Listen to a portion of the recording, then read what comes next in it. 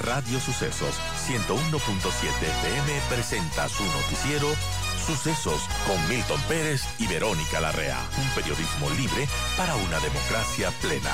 Los hechos y las opiniones de los sucesos que marcan nuestro tiempo.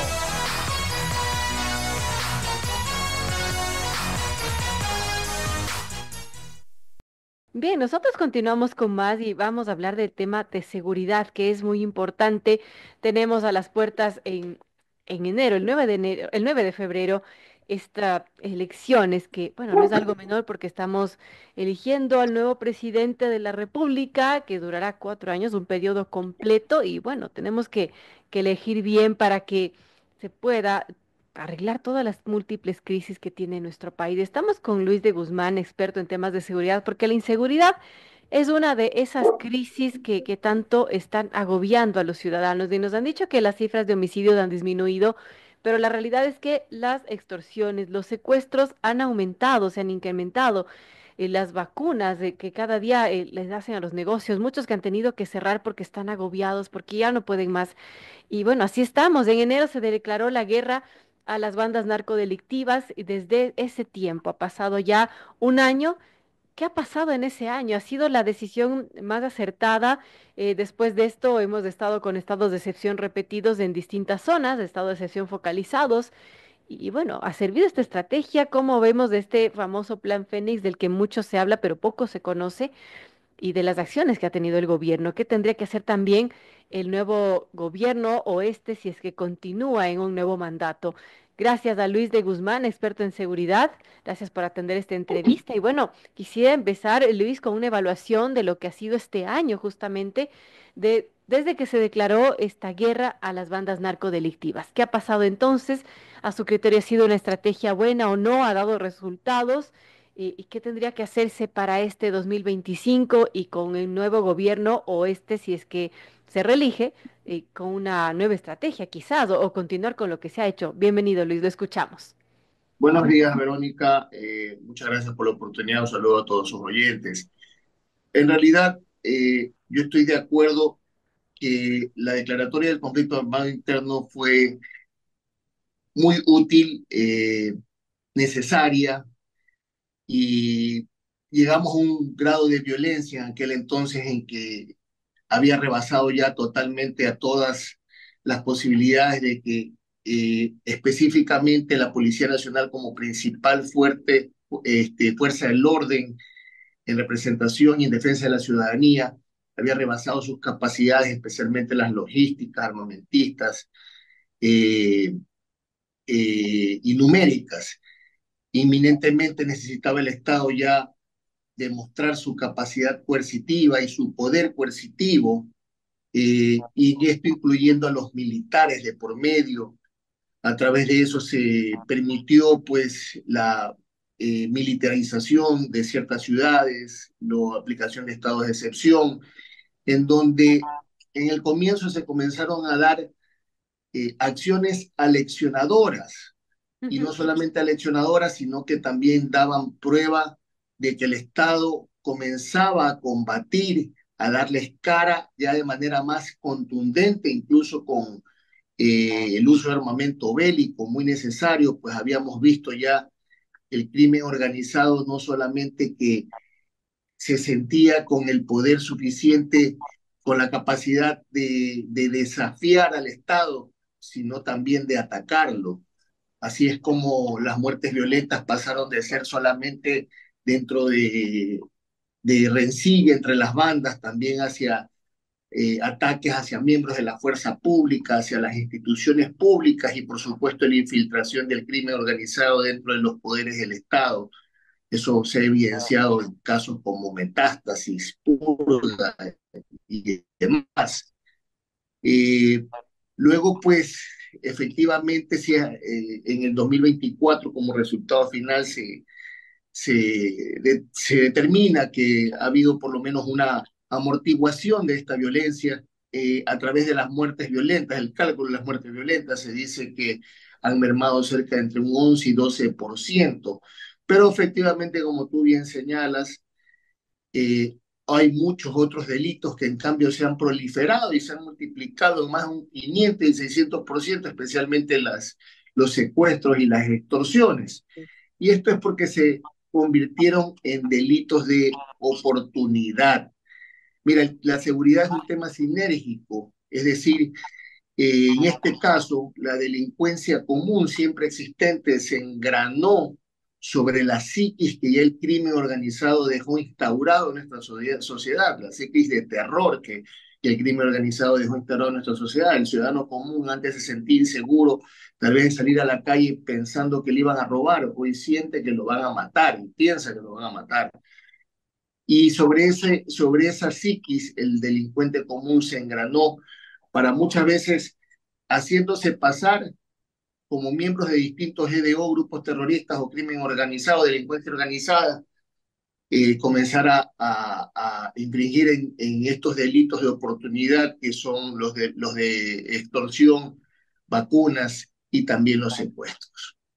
Ahora, por supuesto que hay que pasar a una nueva etapa, porque esta etapa que ha sido de darle frente y de amortiguar de alguna manera la violencia, tenemos que pasar a una etapa eh, mucho más contundente, en donde ya debe de darse no solamente tratarla de contener la violencia, sino poco a poco comenzar a erradicarla. Eso es por el lado de combatir la violencia. ¿Cómo? Empezando desde el Estado con la creación formal de políticas públicas de Estado, la revisión y el concepto de que esto es un proceso y además de que se necesita la acción integral desde el Estado y toda la articulación de todos sus poderes y especialmente la participación de los gobiernos autónomos y descentralizados, llámense desde las prefecturas, los municipios, porque en tanto en cuanto sabemos que no son de su competencia y de su responsabilidad, pero sí son de su incumbencia por la cercanía hacia la comunidad directamente. Uno de estos es la reorganización de los proyectos y los programas eh, de desarrollo y, dentro de las comunidades, la reorganización para la recuperación de espacios a través de nuevas actividades que desplacen a los sitios en donde se puede emerger o originar situaciones de violencia o de delincuencia organizada. Por supuesto, el fortalecimiento total de la fuerza pública, empezando por la policía, especialmente en sus ejes de investigación y de inteligencia, dando mayor unión a que las fuerzas tengan mayor capacidad para poder enfrentar como se debe al crimen organizado.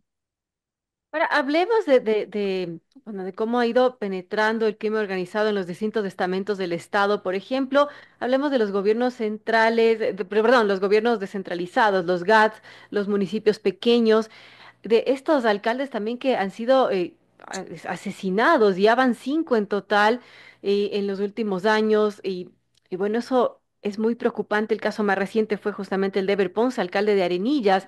Y bueno, son localidades que muchos lo han identificado como localidades mineras, por ejemplo, donde de alguna manera tienen relación con la actividad de minería ilegal y obviamente allí también está metiendo mano estas organizaciones narcodelictivas.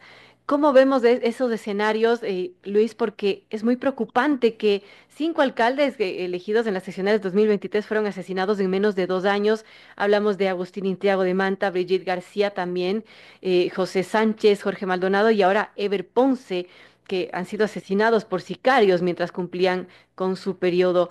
¿Qué podemos decir de todas estas localidades también? Bueno, Agustín Intriago de Manta, Brigitte García de San Vicente, José Sánchez de Ponce Enríquez, de Portobelo y Arenilla, respectivamente, de los nombres que hemos dado. Muchas de ellas, como mencionas, son localidades que son mineras y que muchos tienen minería ilegal de por medio. Allí, ¿qué podríamos pensar de las intenciones que tienen estas bandas, estas bandas narcodelictivas, de quizás controlar también los gobiernos seccionales?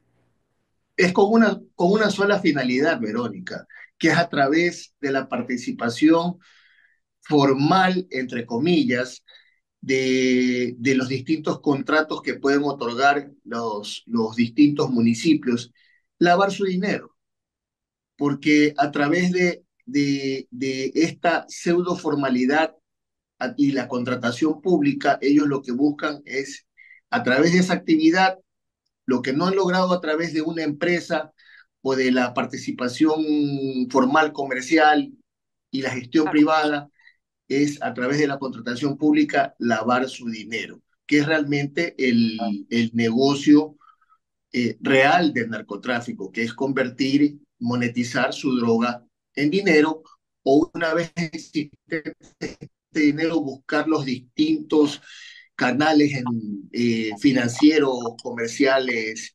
etcétera, para poder limpiarlo, para poder lavarlo. Y es así, pues, la infiltración en los distintos municipios y gobiernos descentralizados en donde existan distintas actividades, no solamente la contratación pública como tal, ¿no? Sino que, como tú bien señalas, han, han habido o hubo los distintos crímenes en municipios en donde existen actividad minera, actividad pesquera, actividad comercial informal y demás. Pero detrás de eso, la única finalidad es que a través de esta contratación pública o participación de lo que los distintos GAT ejecutan es lavar su dinero.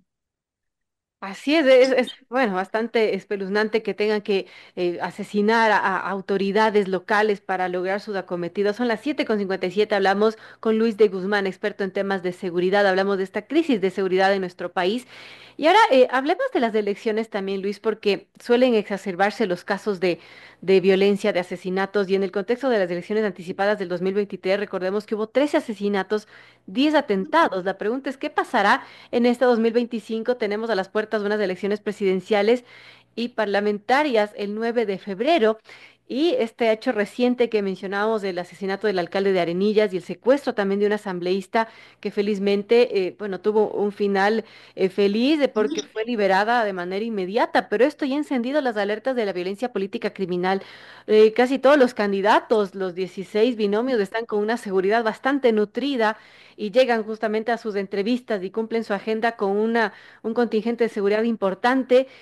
Lo mismo ocurrió, por ejemplo, en 2023, cuando asesinaron a Fernando Villavicencio. Él tenía su bloque de seguridad y bueno, le falló. Pero ¿qué podemos esperar en este año? Que también el tema de seguridad pues sigue latente y quizás podría decir que hasta se ha complicado mucho más. Luis, ¿qué podemos decir de estas elecciones, de lo que pueda pasar en este 2025? Bueno, esperemos que no suceda nada, de que tenemos que estar conscientes y atentos a que pueda suceder. Bueno, es una realidad a la cual bajo toda la sociedad vivimos bajo esta permanente amenaza. Ahora, sí, en cuanto a los candidatos, ellos tienen un nivel de riesgo más alto que el ciudadano común. Y, y esto tiene pues muchas veces acciones selectivas directas o finalidades puntuales. Hemos visto pues que se ha evidenciado que el crimen organizado parecería que tiene su partido y su brazo político constante, vigente, y también diferentes actores políticos dispersos, porque no me atrevo a señalar a un único partido, sino que diría yo que muchos partidos están contaminados en relación a que sus miembros tienen, alguno de sus miembros podría tener relación directa con miembros del crimen organizado. Bajo cualquier contexto, unos por participación directa de sus actividades ilícitas, otras por buscar algún tipo de fortaleza y protección, otras por llegar justamente también con fines electorales. Pero sí, esperemos que no suceda generalmente a las puertas de las elecciones. El crimen organizado con sus intereses detrás se mueve bajo las sombras tratando de, una vez más, de imponerse a través del terror, a través del miedo. Pero justamente lo que creo que el Estado como tal y el gobierno actual y el que venga o el que continúe debe de principalmente seguir dándole la cara, pero ya con nuevas acciones, con implementaciones de nuevas estrategias, con mucha participación de investigación y de inteligencia, ya con acciones eh, directamente de incursión que no solamente sean reactivas después de cada evento, sino que sean determinantes y resolutivas para dar los golpes decisivos e ir desarticulando estas mafias, estas bandas. Eso es en cuanto a la parte táctica de actuar contra la violencia, de combatir la violencia, pero para construir seguridad, pues definitivamente necesitamos comenzar con un gran plan integral de reconstrucción del tejido social, empezando por la educación, la equidad, la presencia del Estado, especialmente en las zonas más vulnerables. Eso es un tema urgente y que tiene que empezarse desde ya, aunque eso pueda tomar muchísimos años, Luis. Y bueno, yo quiero agradecerle por aceptar esta entrevista, por pasar revista un poco el tema de seguridad que es preocupante y ojalá, como usted dice, no pase nada en estas elecciones y la ciudadanía en general se vaya sintiendo cada vez más segura y menos amenazada por estas bandas criminales. Gracias nuevamente por acompañarnos en este espacio, Luis. Verónica, a ustedes muchísimas gracias. Gusto siempre.